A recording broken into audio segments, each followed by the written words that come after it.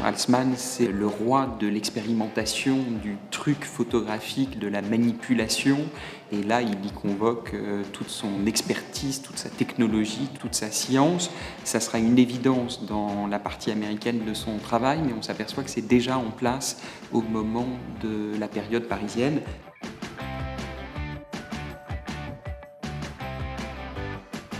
La manière de raconter Haussmann dans cette exposition tourne beaucoup autour de la question de l'objet photographique.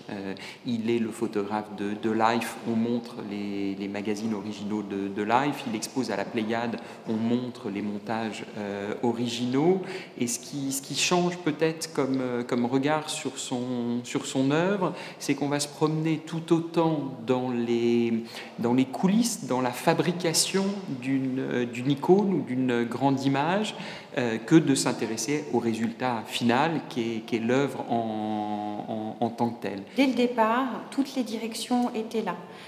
Comme Sam l'a dit, il arrive à faire des synthèses des différents courants artistiques contemporains, mais on voit aussi son intérêt dès le début pour le portrait, on voit aussi son intérêt pour créer des petites histoires avec la photographie, et c'est pour ça qu'on a décidé de présenter cette période parisienne en premier, une sorte d'introduction qui après se reflète dans les autres parties, comme on le voit ensuite avec les portraits, puis la collaboration avec Dali, et ensuite l'intérêt pour la mise en scène.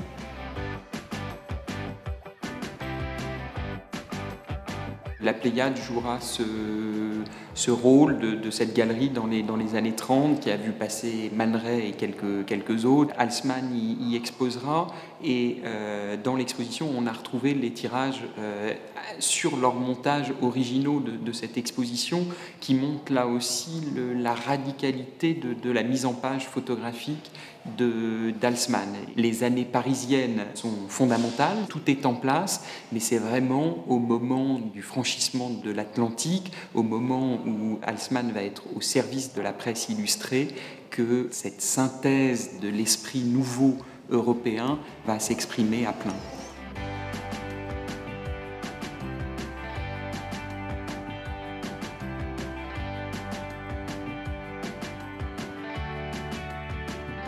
Il commence à travailler avec le magazine Life.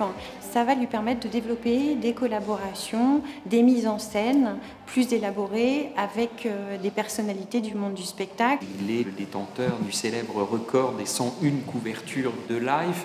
La légende veut même qu'il ait installé sur son verre dépoli le logo pour cadrer quasiment avant sa prise de vue ce que pourrait être une bonne couverture.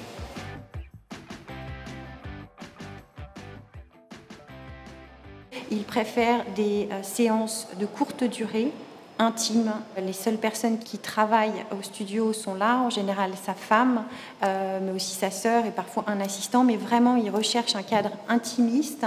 La question de la commande pour Haussmann n'est pas un frein, c'est plutôt toujours un défi permanent pour travailler sa créativité.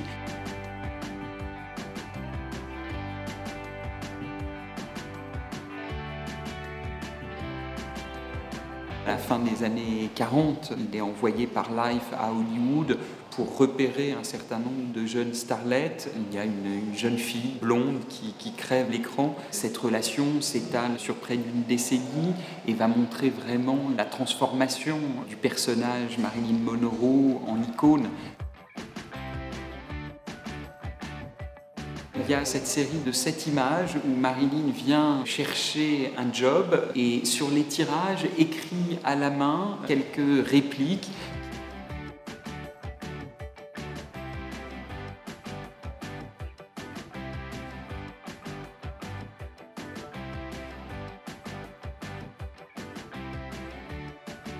La Jumpology était un travail personnel, et à l'occasion des portraits qu'il faisait de célébrités, il leur demandait si elles voulaient bien participer.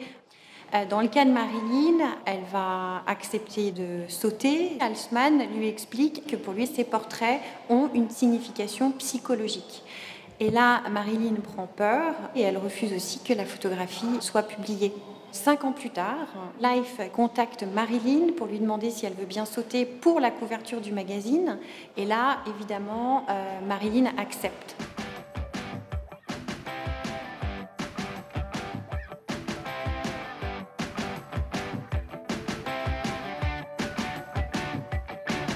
Haussmann s'est posé en permanence ces questions de comment il arriverait à déjouer les artifices de la pose. Le fait de sauter, je vais me relâcher.